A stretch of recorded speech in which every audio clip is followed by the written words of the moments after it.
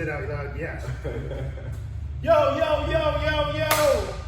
Wednesday, which means tomorrow we are talking about Thursday's workout. Coming at you, Juvie and Brian, to bring you the details of what we're going to be doing today. If you're joining us, we're going to be bringing back the bench. We got a great strength session. We work for 15 minutes. We're looking to complete 6 sets here. Now, some traditional, non-traditional things. We're going to be starting off with a suitcase shrug, or in the Globo Gym setting, we just call these shrugs. Juvie's going to hold the dumbbells. Suitcase style really refers to holding the dumbbells to the side.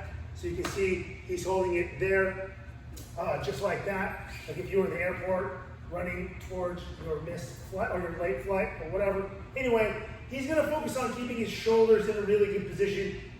You hear that in the gym as keeping your shoulders back and down.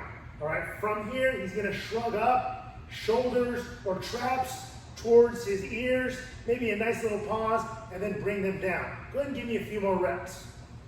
All right, shoulders to ears. Very good, Juvie. Take a break. You're going to hold the same dumbbells. Maybe you get something a little heavier. He's going to flip those into a front rack position. Juvie's going to do strict presses. So you got to choose a weight that you can strict press effectively. What I'm going to have him do, so really want him to focus on keeping that rib cage down, pinching his buttocks so his core is engaged, and really driving through his shoulders and locking out at the top. Very good. Go ahead and rest.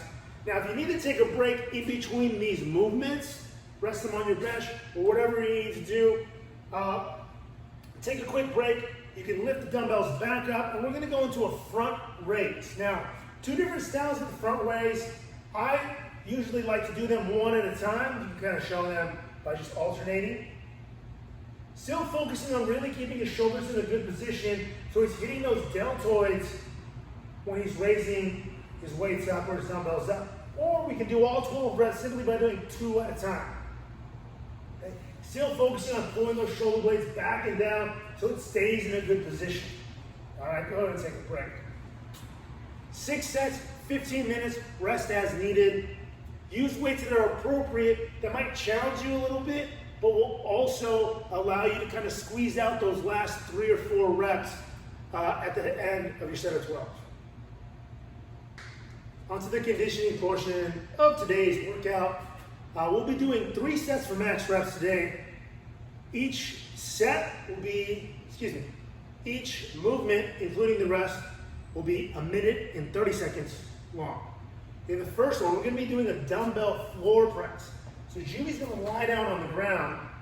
I'm actually going to have his feet flat on the floor. Okay, alternatively, you can go into a hip bridge, but for demonstration purposes, we're going to keep his hips flat on the ground. Now, we want to begin with the dumbbells in a position where they're locked out over our shoulders.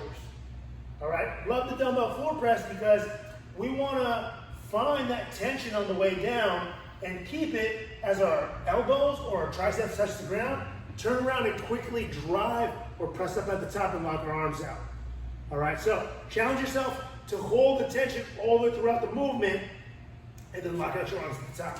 Okay, from here, the second movement is going to be the renegade row. So Juvie's going to flip over into a plank position. And don't make the same mistake as I do. The renegade rows begin with the push-up, and then it's a right arm row, left arm row. Okay, one thing that you'll note, Juvie bases out his feet nice and wide to provide himself some stability or more stability in the rowing part of the movement. All right? His core is engaged, his hips are low, he's taking a breath in as he pulls that dumbbell into his body. Try to use your lats or find your lats in the movement rather than shrugging up with your traps when you get to this part. Go ahead and take a break. Last but not least, the third movement is going to be the hollow rock. Now, Juvie's going to get into a hollow position. In a good hollow rock, he's going to keep the small of his back flat onto the ground, keeping his core engaged, his shoulders off the ground, and you can see his feet are off the ground on this end, and he's going to rock back and forth for an entire minute.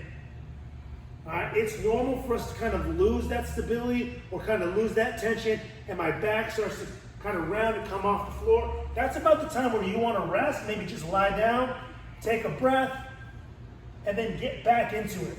All right, if you're having trouble maintaining the hollow rock position, then just default into a hollow rock or grab your ankles to maintain that hollow position in your core.